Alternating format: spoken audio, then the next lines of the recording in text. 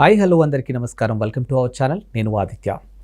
AP నిరుద్యోగులకు good news అంటూ ఓ వార్త నెట్టింట చక్కర్లు కొడుతుంది. దానికి సంబంధించిన అంశం చూసుకున్నట్టయితే ఏపీలో హెచ్సిఎల్ భారీ విస్తరణ చేయబోతుంది. దాదాపుగా 15,000 ఉద్యోగులకు కార్యాచరణ శ్రీకారం చుట్టబోతుంది. సో దానికి సంబంధించినటువంటి అంశాలతో ఈరోజు మంత్రి నారా లోకేష్తో ఆ సంస్థ ప్రతినిధులు అయితే భేటీ అయ్యారు. సో మరి దీనికి సంబంధించినటువంటి అంశం గురించి మాట్లాడడానికి మనతో పాటు స్టూడియోలో ఉన్నారు ప్రముఖ టీడీపీ స్పోక్స్ పర్సన్ సూర్యదేవర్లత గారు. సో మ్యామ్ని అడిగి తెలుసుకుందాం.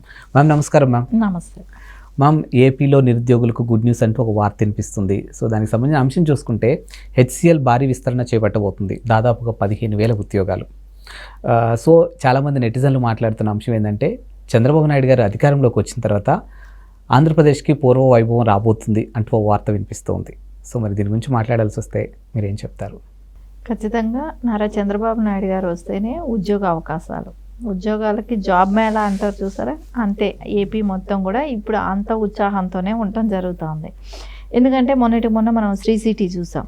సో అక్కడ 15 కంపెనీలు తీసుకురావటం, ఇంకో 5 కంపెనీలు కూడా రావటం కానివ్వండి, దీని మూలాన చాలా వరకు ఎంప్లాయ్మెంట్ క్రియేట్ అవుతుంది. సో ఏదైతే అనుకున్నారో నారా చంద్రబాబు నాయుడు గారు 20 లక్షల ఉద్యోగాలు 5 సంవత్సరాల్లో ఇద్దామనేది ఒకటి ఉంది కదా, అది ఖచ్చితంగా ఇంప్లిమెంట్ అయిపోతుంది. సో ఇన్ని కంపెనీస్ రావటమే కానివ్వండి, ఇప్పుడు మనం ఎస్ఆర్ఎంటీ వాళ్ళు యూనివర్సిటీను రిలయన్స్ రెండు కలిపి ఏఐ యూనివర్సిటీ పెడుతున్నారు. సో దాని మూలాన మనకు ఒక మంచి యూనివర్సిటీలు రావటమే కానివ్వండి మన ఏపీ స్టేట్కి. అంటే గతంలో కన్నా పోల్చుకుంటే ఇప్పుడు మనకి అంటే రాష్ట్రం అభివృద్ధి చెందేటప్పటికి అందరూ కూడా రావడానికి ఇంట్రెస్ట్ చూపిస్తున్నారు. మేబీ ఇన్వెస్టర్స్ ఇంట్రెస్ట్ చూపిస్తున్నారు. ఇంకోటి ఆ ప్లేస్లో నారా చంద్రబాబు నాయుడు గారు ఉన్నారు ముఖ్యమంత్రిగా. అంటే ఇప్పుడు వేరే ఎవరున్నా కూడా ఆ హైప్ రాదు ఆ స్టేట్కి.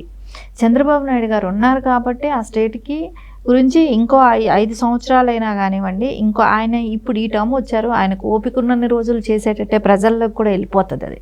ఎందుకంటే ఆయన్ని పట్టి ఇప్పుడు ఒక్కసారి దెబ్బతిన్నారు స్టేటు. ఒకళ్ళకి వేరే మార్పు కొత్తగా వచ్చే వాళ్ళకి అవకాశం ఇద్దాం, ఒక్క ఛాన్స్ నమ్మి. కానీ ఇప్పుడు అట్లా అనిపించట్లేదు కదా. బాబు గారు వస్తేనే అవకాశాలు ఉంటాయి, ఉద్యోగ అవకాశాలు అనే ఒక దాంతో ప్రజలు అంటే యువతకు అందరికీ కూడా ఒక స్ట్రాంగ్ ఒక నమ్మకం అనేది వచ్చింది. ఎందుకంటే మనం వాలంటీర్లు తీసుకుందాం, వాలంటీర్ వ్యవస్థని వాళ్ళకు కూడా ఏం చెప్పారు అంటే వాళ్ళు యాక్చువల్లీ డిగ్రీ చేసిన వాళ్ళు, ఇంజనీరింగ్ చేసిన వాళ్ళు కూడా వాలంటీర్లుగా ఉన్నారు. అంటే ఉద్యోగ అవకాశాలు లేక.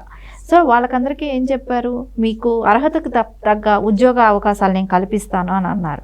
సో అదేలాగా ఇప్పుడు ఇన్ని కంపెనీస్ రావటమే కానివ్వండి, సాఫ్ట్వేర్ డెవలప్ అవటమే కానివ్వండి, ఇవన్నీ చూస్తుంటే ఖచ్చితంగా వాళ్ళకందరికీ మంచి భవిష్యత్తు ఉంది కదా.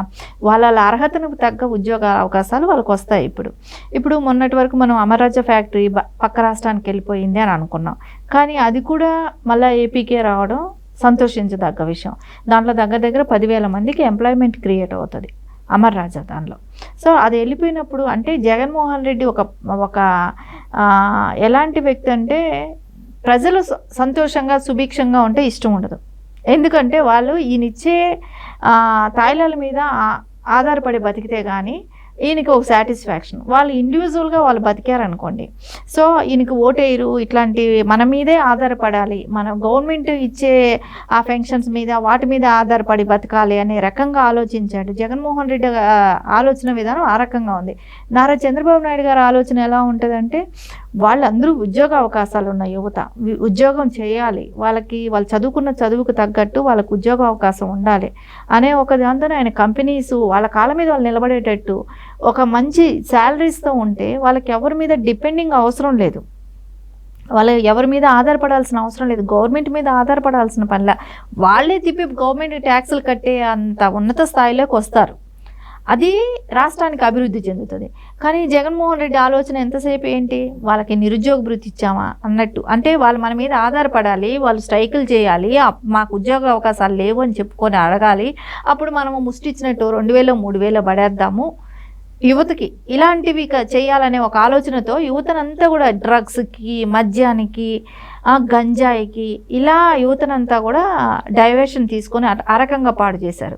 ఇప్పుడు నారా చంద్రబాబు నాయుడు గారు వచ్చాక కంపెనీసే కానివ్వండి, ఇదన్నీ ఫ్యాక్టరీస్ అన్నీ కూడా కంపెనీస్ రావటమే కానివ్వండి, సాఫ్ట్వేర్ కంపెనీ అభివృద్ధి చెందటమే కానివ్వండి, ఈ కాలేజెస్ కానీ రావటమే కానివ్వండి, పెద్ద పెద్ద కాలేజెస్ రావటమే కానివ్వండి, ఇవన్నీ వచ్చేటప్పటికి యువతకంతా కొంచెం చాలా బెనిఫిట్స్ అనేది ఉంటున్నాయి. కాబట్టి ఖచ్చితంగా ఇప్పుడైతే ఆంధ్రప్రదేశ్కి మంచి అవకాశాలు అన్నీ వస్తున్నాయట్టే అనిపిస్తున్నాయి. గతంలో అనుకున్నదే డెవలప్మెంట్ అంటేనే బాబు గారని, ఇప్పుడు కూడా లోకేష్ గారు కూడా అదే పందాలో ఉంటాం. ఇప్పుడు హెచ్సిఎల్ కంపెనీ వాళ్ళని రప్పించటం, వాళ్ళు వచ్చి ఇక్కడ ఇన్వెస్ట్ చేస్తామనటం, దాని మూలన 15,000 ఉద్యోగ అవకాశాలు కల్పించటమే కానివ్వండి, శివశంకర్ అనే వాళ్ళు వైస్ ప్రెసిడెంట్ అనుకుంటా దానికి, ఆయన వచ్చి కలవటం కానివ్వండి. ఇప్పుడు చాలా వరకు మనం బాబు గారిని గతం నుంచే చూస్తూనే ఉన్నాం. అంటే ఉద్యోగ అవకాశాలకే కానివ్వండి, అన్నిటికీ ఆయన మంచి, అంటే హైదరాబాద్ లాంటి ప్రాంతంలో ఒక సిటీని, సైబరాబాద్ నిర్మించారు కాబట్టి బాబు గారిని ఆ రకంగా. కానీ అదే దోవలోనే ఈరోజు లోకేష్ గారు కూడా ఇప్పుడు హెచ్సిఎల్ని తీసుకురావటం కానివ్వండి, 15,000 ఉద్యోగాల అవకాశాలు కల్పించటం కానివ్వండి, ఇవన్నీ చూస్తే కూడా మనకు నెక్స్ట్ ఇంకో హైదరాబాద్ లాంటి ఇది, ఇంకొక సైబరాబాద్ లాంటి సిటీని అక్కడ కూడా నిర్మిస్తారు, అమరావతిలో కూడా అనేది అయితే ప్రజల్లో కూడా చాలా వరకు ఆ నమ్మకం రావటం కూడా జరిగింది. సో ఇవంతా ఇప్పుడు సాఫ్ట్వేర్కి ఇప్పుడు 15,000 అన్నారు. ఇవన్నీ మనం చూస్తుంటే ఖచ్చితంగా 20 లక్షల ఉద్యోగాలు అనేది రీచ్ అవ్వటం ఈజీగానే అనిపిస్తుంది. బాబు గారు అనుకున్నట్టు 20 లక్షల ఉద్యోగాలను అయితే ఖచ్చితంగా ఆయన ఫిల్ఫిల్ చేస్తున్నట్టే కనపడతారు. సో ఇప్పుడు ఏదైతే కూటమి ఒక సక్సెస్ గ్రేస్లో ముందుకెళ్తుందో, రానున్న లోకల్ ఎలక్షన్స్ కూడా ఉన్నాయి కదా. ఇప్పుడు మీరు అన్నట్టు హెచ్సిఎల్ కంపెనీ కానీ, లేకపోతే ఏ యూనివర్సిటీ కానీ, ఇలాంటి ఒక యూనివర్సిటీలు తీసుకొచ్చి ఇప్పుడు ఏపీని డెవలప్మెంట్ దిశగా తీసుకెళ్తున్న తరుణంలో రానున్న లోకల్ ఎలక్షన్స్లో ఈ సక్సెస్ జోర్ కంటిన్యూ అవుద్దంటారండి? ఖచ్చితంగా సక్సెస్ అనేది అవుతుంది కదా. ఎందుకంటే ఇప్పుడు ఏ పార్టీ అయినా, ఎవరైనా భవిష్యత్తు బాగుండాలి అనుకుంటే ఏదో ఒకటి చేయాలి. పార్టీలు భవిష్యత్తు ఉండాలనుకున్నప్పుడు ఇప్పుడు సక్సెస్ఫుల్గా ఇన్ని కంపెనీస్ వస్తున్నాయి, ప్రజలకి అన్ని చోట్ల బాగున్నారు అనిపించినప్పుడు, ప్రజలు హ్యాపీగా ఉన్నారు అనిపించినప్పుడు, ఇదే కూటమి ఇదే కొంచెం ఫాలో అయితేనే. అప్పుడు చూస్తే బీజేపీ అంత స్ట్రాంగ్ అయితే ఆంధ్రప్రదేశ్ కాదు, జనసేన ఇప్పుడిప్పుడే పుంజుకుంటుంది, ఇప్పుడిప్పుడే వస్తుంది. తెలుగుదేశం ఆల్రెడీ ప్రజల్లో ప్రూవ్ చేసుకున్న పార్టీ. సో ఇలాంటి పార్టీతో నడిస్తే వాళ్ళకు కూడా కొంచెం బెనిఫిట్స్ అనేది ఉంటుంది. సో వాళ్ళకు కూడా ఇప్పుడు కొత్త ఒక ఛాన్స్ అంటే జగన్మోహన్ రెడ్డికి ఏ ఒక్క అవగాహన లేకుండా రాష్ట్రాన్ని అధోగతి పట్టించారు. ఎవరైనా కూడా ఇప్పుడు నారా చంద్రబాబు నాయుడు గారు లాంటి లెజెండరీ పర్సన్, ఆయన దగ్గర గైడెన్స్ అన్నట్టు, అంటే పార్టీలకి పక్కన పెట్టండి, పార్టీలకు అతీతంగా.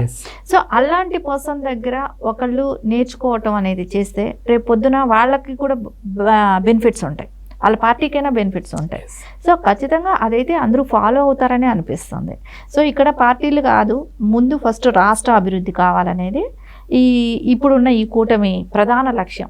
ఫస్ట్ అమరావతి, ఏపీ ప్రజలు, ఆంధ్రప్రదేశ్ అనేది ఒక రాష్ట్రంకి ఒక క్యాపిటల్ సిటీయే కానివ్వండి, ఆంధ్రప్రదేశ్కి ఒక రూపురేఖలు తీసుకురావాలనేది లక్ష్యంతోనే ఈ రోజున ఈ కూటమి ప్రభుత్వం పనిచేస్తుంది. Thank you ma'am. Thank you.